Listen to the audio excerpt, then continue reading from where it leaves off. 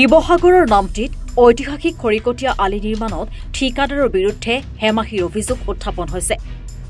জয়সাগৰ সুন্দৰপুৰ তিনিআলিৰ পৰা নামটি চাৰিআলি পৰ্যন্ত পথটো বহলীকৰণৰ নামত ঠিকাদাৰৰ বিৰুদ্ধে অনিয়মৰ গুৰুতৰ অভিযোগ উত্থাপন হোৱাৰ লগতে শাসনাধীষ্ঠ চৰকাৰৰ প্ৰভাৱশালী মন্ত্ৰীৰ ঘনিষ্ঠ হোৱাৰ সমানত ঠিকাদাৰৰ বিৰুদ্ধে পথটো মৰণফান কৰি জনসাধাৰণৰ জীৱনক লৈ হেতালি খেলাৰ অভিযোগ উত্থাপন হৈছে। ঐতিহাসিক পথটোৰ দুয়োকাষে খাল খান্দি যাতায়াত ব্যাহত কৰি তোলাৰ লগতে দুৰ্ঘটনা সংঘটিত হৈ আহিছে। পথটো মৰণফান কৰি ৰখাত সদৌ টাই আহোম ছাত্ৰ সন্থাই শীঘ্ৰে প্ৰতিবাদী কাৰ্যসূচী গ্ৰহণৰ হুংকাৰ প্ৰদান কৰিছে।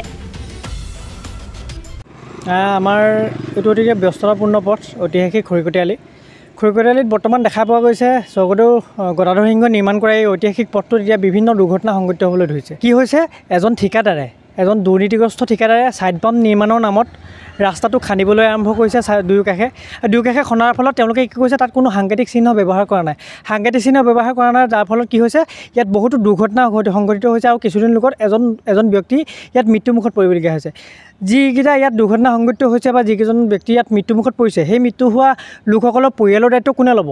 চৰকাৰে ল'বনে, নে গড়কাপ্তানি বিভাগে ল'বনে, নে দুৰ্নীতিগ্ৰস্ত ঠিকাদাৰজনে ল'ব? গতিকে আমি আপোনালোকৰ সংবাদ মাধ্যমৰ যোগেদি আমি ঠিকাদাৰ পক্ষক এটাই সকিয়ানি দিব বিচাৰিছোঁ যে আপোনালোকে অনতিপলমে এই ৰাস্তাটোৰ কাম যেনেকৈ আপোনালোকে হাতত লৈছে তেনেকৈ আপোনালোকে এই ৰাস্তাটোৰ কাম অনতিপলমে আপোনালোকে সমাপ্ত কৰক, অন্যথা আমি টাই আহোম ছাত্ৰ সন্থাই কিন্তু জংগী আন্দোলন গঢ়ি তুলিবলৈ বাধ্য হ'ম।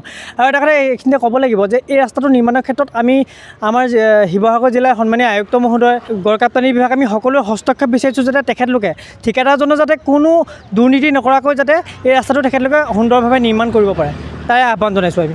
মূল সমস্যা সেইটোৱে হৈছে। এতিয়া তেওঁলোকে কি কৰিছে, এডোখৰত খান্দিছে, আকৌ বেলেগ এডোখৰত খান্দিছে।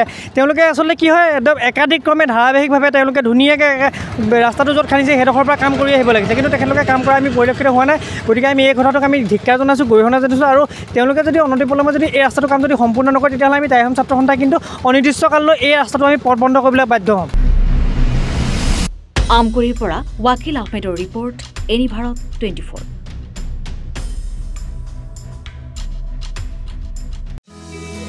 আপুনি নৰ্থ ইষ্ট ফুৰিম বুলি ভাবিছে নেকি?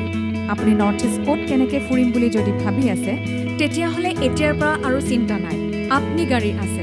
আপনি গাড়ী এটা নিৰ্ভৰযোগ্য টেক্সি সেৱা প্ৰতিষ্ঠান, য'ত দক্ষ টুৰ গাইডছ লৈ আপুনি ঘূৰিব পাৰিব আৰু লগতে আপুনি ডমেষ্টিক বা ইণ্টাৰনেশ্যনেল পেকেজেছ আৰু ফ্লাইট, বাছ, ৰেলৱে বা হোটেল বুকিঙৰো সুবিধা পাব। সবিশেষ জানিবলৈ আৰু সেৱা গ্ৰহণ কৰিবলৈ www.apnigari.com এতিয়াই লগ ইন কৰক অথবা স্ক্ৰীণত দিয়া নম্বৰত যোগাযোগ কৰক।